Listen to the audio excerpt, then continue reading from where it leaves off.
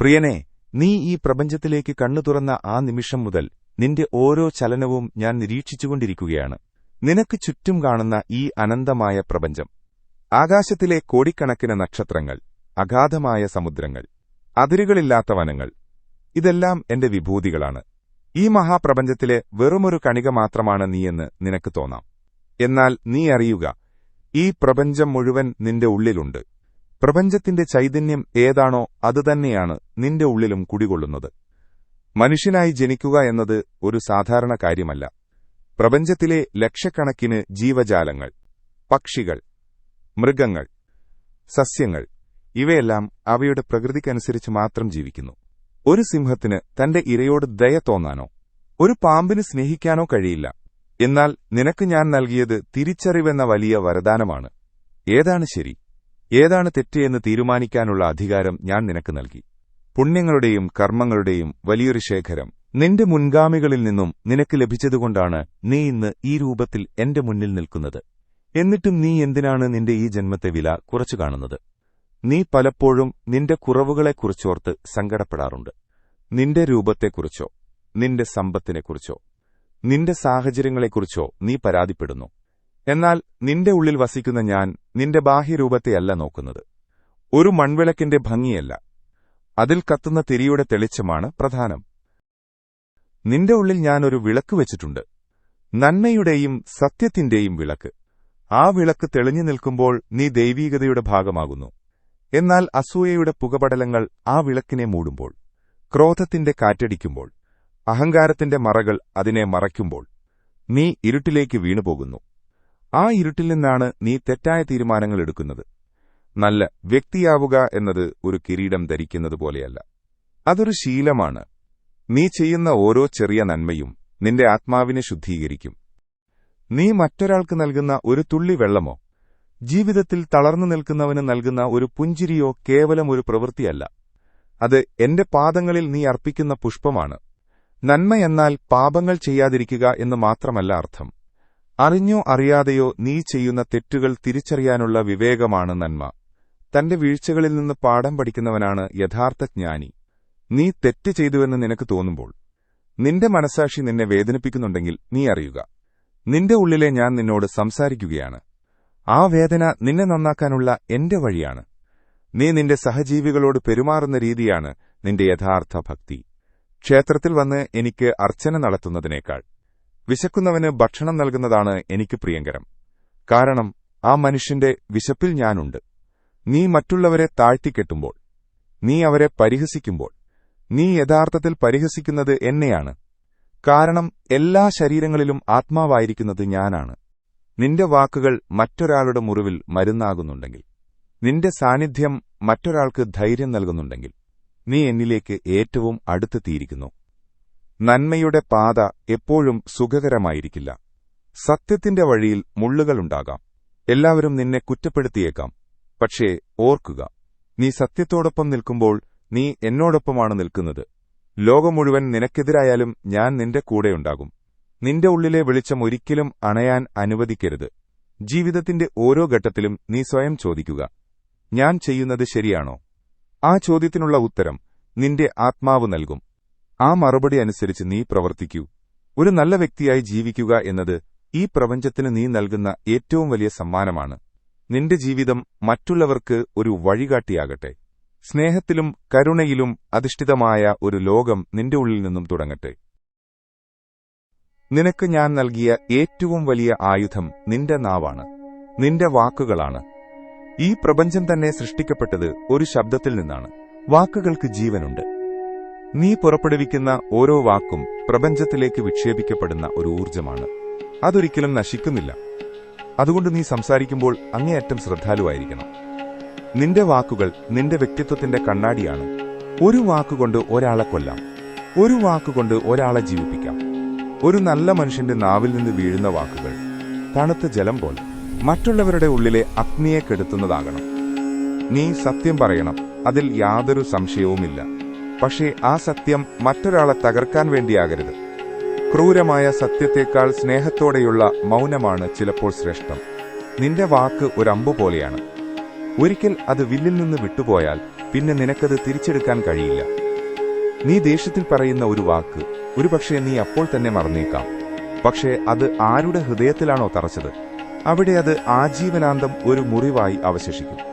ആ മുറിവിൽ നിന്നൊഴുകുന്ന ഓരോ തുള്ളി രക്തവും നിനക്ക് പാപമായി വന്നുചേരും. അതുകൊണ്ട് സംസാരിക്കുന്നതിന് മുൻപ് ചിന്തിക്കുക, ഞാനിത് പറയേണ്ട ആവശ്യമുണ്ടോ? ഇത് സത്യമാണോ? ഇത് മറ്റൊരാളെ വേദനിപ്പിക്കുമോ? ഒരാൾ തളർന്നു നിൽക്കുമ്പോൾ, ജീവിതം അവസാനിച്ചു എന്ന് കരുതി നിരാശനായിരിക്കുമ്പോൾ, നിന്റെ ഒരു വാക്ക് അവർക്ക് ആശ്വാസമാകുന്നുണ്ടെങ്കിൽ, വിഷമിക്കേണ്ട ഞാനുണ്ട് കൂടെ എന്ന് നീ പറയുന്ന ആ ഒരു വാചകം, നീ എന്റെ പാദപൂജ ചെയ്യുന്നതിന് തുല്യമാണ്. നിന്റെ വാക്കുകൾ മറ്റൊരാളുടെ മുറിവിൽ മരുന്നാകുന്നുണ്ടെങ്കിൽ നീ എന്നിലേക്ക് നടന്നെടുക്കുകയാണ്. നിന്റെ സംസാരത്തിൽ വിനയം നിറയട്ടെ. അധികാരമുണ്ടെന്നോ പണമുണ്ടെന്നോ അറിവുണ്ടെന്നോ കരുതി നീ മറ്റുള്ളവരോട് കയർത്ത് സംസാരിക്കരുത്. ഇന്നത്തെ നിന്റെ ഈ ശബ്ദവും അധികാരവും നാളെ ഇല്ലാതാകും. മണ്ണ് നിന്റെ നാവിലെ ശബ്ദത്തെ കവർന്നെടുക്കുന്ന ഒരു ദിവസം വരും. അന്ന് നീ നൽകിയ സ്നേഹമുള്ള വാക്കുകൾ മാത്രമേ ഈ ഭൂമിയിൽ നിനക്ക് വേണ്ടി സാക്ഷി നിൽക്കൂ. പലപ്പോഴും മൗനമാണ് ഏറ്റവും വലിയ ഭാഷ. അനാവശ്യമായ തർക്കങ്ങളിൽ ഏർപ്പെടുന്നത് നിന്റെ ആത്മീയ ഊർജത്തെ ചോർത്തിക്കളയും.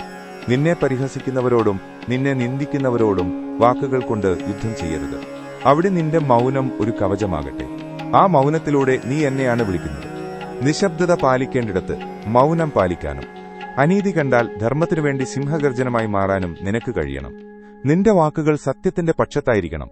ചതിയിലൂടെയും വഞ്ചനയിലൂടെയും നീ നേടുന്ന വാക്കുകൾ നിന്റെ ആത്മാവിനെ അശുദ്ധമാക്കും. മറ്റുള്ളവരെക്കുറിച്ച് അപവാദം പറയുന്നതും പരദൂഷണം പറയുന്നതും നിന്റെ പുണ്യത്തെ ദഹിപ്പിച്ചു കളയുന്ന അഗ്നിയാണ്. ഒരാളില്ലാത്തപ്പോൾ അയാളെക്കുറിച്ച് മോശമായി സംസാരിക്കുന്നത് നിന്റെ തന്നെ പതനത്തിന് കാരണമാകും. ഒരു നല്ല മനുഷ്യൻ മറ്റുള്ളവരുടെ നന്മകളെക്കുറിച്ച് മാത്രം സംസാരിക്കാൻ ആഗ്രഹിക്കുന്നു. നീ മറ്റൊരാളിലെ നന്മയെ പുകഴ്ത്തുമ്പോൾ നിന്റെ ഉള്ളിലെ നന്മയാണ് അവിടെ പ്രതിഫലിക്കുന്നത്. നിന്റെ വാക്കുകൾ പ്രാർത്ഥനയാകട്ടെ. ഓരോ വാക്കും എന്നെ സ്തുതിക്കുന്ന മന്ത്രങ്ങളാക്കി മാറ്റൂ. നിന്റെ സംസാരം കേൾക്കുമ്പോൾ മറ്റുള്ളവർക്ക് സമാധാനം തോന്നണം. അവരുടെ ഉള്ളിലെ ഭാരമിറക്കി വയ്ക്കാൻ നിന്റെ വാക്കുകൾ അവർക്ക് കരുത്താകണം. ഇതാണ് ഒരു നല്ല വ്യക്തിയുടെ ലക്ഷണം. നിന്റെ വാക്കുകൾ ലോകത്തെ മറക്കുന്ന ഇരുട്ടിനെതിരെയുള്ള പ്രകാശമാകട്ടെ. പ്രിയനെ, നീ നിന്റെ പുറത്തുള്ള ശത്രുക്കളെ പേടിക്കുന്നു. എന്നാൽ നിന്റെ ഏറ്റവും വലിയ ശത്രുക്കൾ നിന്റെ ഉള്ളിൽ തന്നെയാണ് ഒളിച്ചിരിക്കുന്നത്. നിനക്ക് പുറത്തുള്ള ഒരു ആയുധത്തിനും നിന്നെ തകർക്കാൻ കഴിയില്ല. എന്നാൽ നിന്റെ ഉള്ളിലെ ഈ ശത്രുക്കൾക്ക് നിന്റെ ആത്മാവിനെ നശിപ്പിക്കാൻ കഴിയും. അതിൽ ഏറ്റവും ഭീകരമായ ഒന്നാണ് അസൂയ. മറ്റൊരാളുടെ വളർച്ച കാണുമ്പോൾ, അവർ സന്തോഷമായി ഇരിക്കുന്നത് കാണുമ്പോൾ നിന്റെ ഉള്ളിൽ ഒരുതരം നീറ്റലുണ്ടാകുന്നുണ്ടോ എങ്കിൽ ഓർക്കുക, നിന്റെ നാശത്തിന്റെ വിത്തുകൾ നീ തന്നെ പാകി തുടങ്ങിയിരിക്കുന്നു. മറ്റൊരാളുടെ സൗഭാഗ്യത്തിൽ നീ എന്തിനാണ് സങ്കടപ്പെടുന്നത്? ഈ പ്രപഞ്ചത്തിലെ സർവ്വവും എന്റെ വിഭൂതികളാണ്. അവർക്ക് ലഭിച്ചത് അവർ ചെയ്ത കർമ്മങ്ങളുടെ ഫലമാണ്. ഓരോരുത്തർക്കും ഞാൻ ഓരോ സമയം നിശ്ചയിച്ചിട്ടുണ്ട്. മരങ്ങൾ പൂക്കുന്നത് ഒരേ സമയത്തല്ല, ചെടികൾ കായ്ക്കുന്നത് ഒരേ സമയത്തല്ല.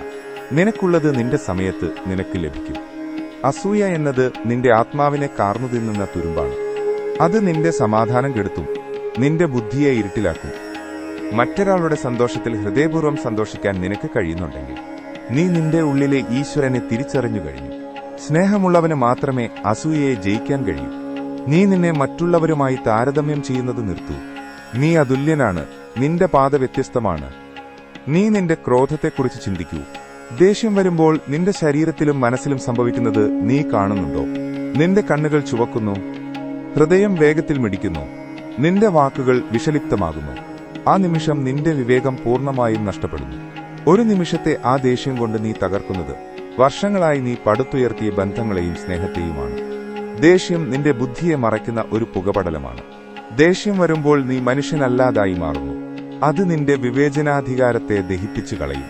അന്ന് നീ എടുക്കുന്ന തീരുമാനങ്ങൾ നിനക്ക് തന്നെ വിനയായി മാറും. ദേഷ്യം വരുമ്പോൾ ഒന്ന് ശ്വാസം ഉള്ളിലേക്കെടുക്കൂ. നിന്റെ ഉള്ളിലിരിക്കുന്ന എന്നെ സ്മരിക്കൂ. ആ അഗ്നിയെ ഞാൻ തണുപ്പിക്കാം. പ്രതികാരം ചെയ്യാനുള്ള ശക്തിയുണ്ടായിട്ടും അത് ചെയ്യാതെ ക്ഷമിക്കുന്നവനാണ് ലോകത്തിലെ ഏറ്റവും വലിയ വീരൻ. പ്രതികാരം നിന്നെ താഴ്ന്ന വികാരങ്ങളിലേക്ക് വലിച്ചിടും. എന്നാൽ ക്ഷമ നിന്നെ ദൈവീകതയുടെ ഉന്നതങ്ങളിലേക്ക് ഉയർത്തും. അതുപോലെ അഹങ്കാരമെന്ന ഭ്രാന്തിനെ സൂക്ഷിക്കുക. ഞാൻ എന്ന ഭാവം തലയ്ക്കു പിടിക്കുമ്പോൾ നീ എന്നെ കാണുന്നില്ല. നിന്റെ കയ്യിലുള്ള അധികാരം, നിന്റെ സൗന്ദര്യം, നിന്റെ അറിവ്, ഇതെല്ലാം ഞാൻ നിനക്ക് തന്ന ദാനങ്ങളാണ്. ഇതിലൊന്നുപോലും നിന്റെ സ്വന്തമല്ല, നീ കൊണ്ടുവന്നതല്ല. ഇവയെല്ലാം നാളെ നിനക്ക് നഷ്ടപ്പെട്ടേക്കാം. മണ്ണിൽ അലിഞ്ഞുചേരുന്ന ഈ ശരീരത്തിന്റെ പേരിൽ നീ എന്തിനാണ് ഇത്രയേറെ ക്രോധം കാണിക്കുന്നത്? കാലം എന്ന മഹാപ്രവാഹത്തിൽ നിന്റെ ഈ അഹങ്കാരം ഒരു ജലകുമിള പോലെ പൊട്ടിപ്പോകും. എളിമയുള്ളവന്റെ കൂടെ വസിക്കാനാണ് എനിക്കിഷ്ടം. നീ നിന്റെ ഉള്ളിലെ അഹങ്കാരത്തിന്റെ പർവ്വതങ്ങൾ ഇടിച്ചു നിരത്തൂ. അപ്പോൾ ഒരു പുഴ പോലെ നന്മ നിന്നിലേക്ക് ഒഴുകിവരും. ഈ ശത്രുക്കളെ ജയിക്കാതെ നിനക്ക് ഒരു നല്ല വ്യക്തിയാകാൻ കഴിയില്ല. നിന്റെ മനസ്സ് ഒരു യുദ്ധഭൂമിയാണ്. അവിടെ ധർമ്മത്തിനുവേണ്ടി നീ പോരാടണം. നിന്റെ ദുർവികാരങ്ങളെ നീ കടിഞ്ഞാണിട്ടു പിടിക്കണം. സ്നേഹം കൊണ്ടും കരുണ കൊണ്ടും മാത്രമേ ഈ ഇരുട്ടിനെ വെളിച്ചമാക്കാൻ കഴിയൂ. മറ്റുള്ളവർ നിന്നെ വേദനിപ്പിച്ചാലും നീ പ്രതികാരം ചെയ്യരുത്. അവർ അജ്ഞതയിലാണ് എന്ന് കരുതി അവരോട് കരുണ കാണിക്കുക. നീ നന്മയുടെ പക്ഷത്താണെങ്കിൽ ഞാൻ നിന്റെ തേരാളിയായി എന്നും കൂടെയുണ്ടാകും. നിന്റെ ഉള്ളിലെ ശാന്തിയാണ് നിന്റെ വിജയം. ആ ശാന്തി കെടുത്താൻ ഒരാളെയും അനുവദിക്കരുത്. നിന്റെ ആത്മാവ് പ്രകാശിക്കട്ടെ. നീ ഈ ലോകത്ത് വന്നത് വെറുതെ ഇരിക്കാനല്ല, കർമ്മം ചെയ്യാനാണ്. കർമ്മം ചെയ്യാതെ ആർക്കും ഒരു നിമിഷം പോലും ഇരിക്കാൻ കഴിയില്ല. നിന്റെ ശ്വാസവും നിന്റെ ചിന്തയും നിന്റെ ചലനവും എല്ലാം കർമ്മങ്ങളാണ്. എന്നാൽ എന്താണ് പുണ്യം നൽകുന്ന കർമ്മം? എന്താണ് നിന്നെ പാപത്തിലേക്ക് നയിക്കുന്ന കർമ്മം? ഇത് തിരിച്ചറിയുന്നവനാണ് യഥാർത്ഥ ജ്ഞാനി. ഒരു നല്ല മനുഷ്യന്റെ ലക്ഷണം അവൻ ചെയ്യുന്ന കർമ്മത്തിന്റെ ഫലത്തിലല്ല, മറിച്ച് ആ കർമ്മം ചെയ്യുന്ന രീതിയിലാണ്. നീ പലപ്പോഴും ചോദിക്കാറുണ്ട്, ഞാൻ ഇത്രയധികം നന്മ ചെയ്തിട്ടും എനിക്ക് എന്തുകൊണ്ട് ദുഃഖം മാത്രം ലഭിക്കുന്നുവെന്ന്. മകനെ, നീ നന്മ ചെയ്തത് പകരമായി എന്തെങ്കിലും കിട്ടുമെന്ന് പ്രതീക്ഷിച്ചാണോ? എങ്കിൽ അത് കച്ചവടമാണ്, കർമ്മമല്ല. ഞാനിത് ചെയ്താൽ എനിക്ക് ലാഭം കിട്ടും, പ്രശസ്തി കിട്ടും, ആളുകൾ എന്നെ പുകഴ്ത്തും എന്ന് കരുതി നീ ചെയ്യുന്ന ഓരോ കാര്യവും നിന്നെ കർമ്മബന്ധനത്തിൽ കുടുക്കുന്നു. എന്നാൽ ഇത് എന്റെ ധർമ്മമാണ്, ഇത് എന്റെ കടമയാണ് എന്ന് കരുതി ഫലം എനിക്ക് വിട്ടുതന്ന് നീ പ്രവർത്തിക്കുമ്പോൾ നീ ആ കർമ്മത്തിന് മുകളിലായി മാറുന്നു. ഫലം ആഗ്രഹിക്കാതെ ചെയ്യുന്ന കർമ്മമാണ് പുണ്യം. നിന്റെ കൈയിലുള്ളത് മറ്റൊരാൾക്ക് പങ്കുവയ്ക്കുമ്പോൾ നിന്റെ മനസ്സ് സന്തോഷിക്കുന്നുണ്ടോ? എങ്കിൽ നീ അറിയുക, ആ സന്തോഷമാണ് നിന്റെ ഏറ്റവും വലിയ ഫലം. ഒരു നല്ല മനുഷ്യൻ ചെയ്യുന്ന നന്മകൾ ലോകം അറിയണമെന്ന് അവൻ ആഗ്രഹിക്കില്ല. നിന്റെ വലതുകൈ ചെയ്യുന്നത് ഇടതുകൈ അറിയരുത് എന്ന് പറയുന്നത് എത്ര സത്യമാണ്. നീ ലോകത്തെ കാണിക്കാൻ വേണ്ടി ദാനം ചെയ്യരുത്. നീ പുകഴ്ത്തപ്പെടാൻ വേണ്ടി സേവനം ചെയ്യരുത്. നിശബ്ദമായി, നന്ദി പോലും പ്രതീക്ഷിക്കാതെ നീ ചെയ്യുന്ന ഓരോ ചെറിയ സഹായവും പ്രപഞ്ചത്തിന്റെ താളലയങ്ങളുമായി ചേർന്നു നിൽക്കുന്നു. ഉപകാരം ലഭിച്ചവൻ നിന്നെ മറന്നേക്കാം. ഒരുപക്ഷെ നിന്നെ നന്ദികേടുകൊണ്ട് വേദനിപ്പിച്ചേക്കാം. എന്നാൽ നീ സങ്കടപ്പെടരുത്. അവൻ മറന്നാലും ഞാനത് മറക്കില്ല. പ്രപഞ്ചത്തിന്റെ സാക്ഷിയായ ഞാൻ നിന്റെ ഓരോ നീക്കവും കാണുന്നുണ്ട്. നീ ചെയ്യുന്ന ഓരോ നിസ്വാർത്ഥമായ കർമ്മവും നിന്റെ പുണ്യത്തിന്റെ കണക്കുപുസ്തകത്തിൽ ഞാൻ സുവർണാക്ഷരങ്ങളാൽ എഴുതി ചേർക്കുന്നു. നിന്റെ ജീവിതത്തിൽ കഠിനമായ പ്രതിസന്ധികൾ വരുമ്പോൾ, നീ തളർന്നു വീഴാൻ തുടങ്ങുമ്പോൾ, നീ എപ്പോഴോ ചെയ്ത ആ ചെറിയ നന്മ ഒരു രക്ഷാകവചമായി നിന്റെ മുന്നിലെത്തും. ആ നന്മയുടെ കരുത്തിലാണ് നീ വീണ്ടും എഴുന്നേൽക്കുന്നത്. ഒന്നും വെറുതെയാകില്ല. നിന്റെ കണ്ണുനീരും നിന്റെ കഠിനാധ്വാനവും എനിക്കങ്ങേയറ്റം വിലപ്പെട്ടതാണ്. നീ നിന്റെ കർമ്മങ്ങളെ എന്നിലേക്ക് സമർപ്പിക്കൂ. ഇത് കൃഷ്ണൻ എനിക്ക് തന്ന ഉത്തരവാദിത്തമാണ്. ഇത് ഞാൻ കൃഷ്ണനു വേണ്ടിയാണ് ചെയ്യുന്നതെന്ന് നീ ഉറച്ചു വിശ്വസിക്കൂ. അപ്പോൾ നിന്റെ ജോലി നിനക്ക് ഭാരമാകില്ല, അത് ഒരു ആരാധനയായി മാറും. ഒരു നല്ല വ്യക്തി തന്റെ തൊഴിലിനെയും തന്റെ കടമകളെയും ഈശ്വരസേവയായി കാണുന്നു. നീ നിന്റെ ചുറ്റുപാടും നോക്കൂ. പ്രകൃതിയിലെ എല്ലാം നിസ്വാർത്ഥമായി പ്രവർത്തിക്കുന്നു. നീ മാത്രം എന്തിനാണ് സ്വാർത്ഥതയുടെ ചങ്ങലകളിൽ കുരുങ്ങിക്കിടക്കുന്നത്? സ്വാർത്ഥത നിന്റെ ഹൃദയത്തെ ഇടുങ്ങിയതാക്കും. എന്നാൽ നിസ്വാർത്ഥത നിന്റെ ഹൃദയത്തെ പ്രപഞ്ചത്തോളം വിശാലമാക്കും. നിന്റെ കർമ്മങ്ങൾ സ്നേഹത്തിൽ അധിഷ്ഠിതമാകട്ടെ. നീ ചെയ്യുന്ന ഓരോ കാര്യത്തിലും അല്പം കരുണ കൂടി ചേർക്കുക. ജോലിസ്ഥലത്തായാലും വീട്ടിലായാലും സമൂഹത്തിലായാലും നിന്റെ സാന്നിധ്യം മറ്റുള്ളവർക്ക് ഒരു ആശ്വാസമാകണം. ബലത്തെക്കുറിച്ചുള്ള ഉത്കണ്ഠ വെടിഞ്ഞ് പൂർണ്ണ മനസ്സോടെ കർമ്മപഥത്തിൽ മുന്നേറൂ.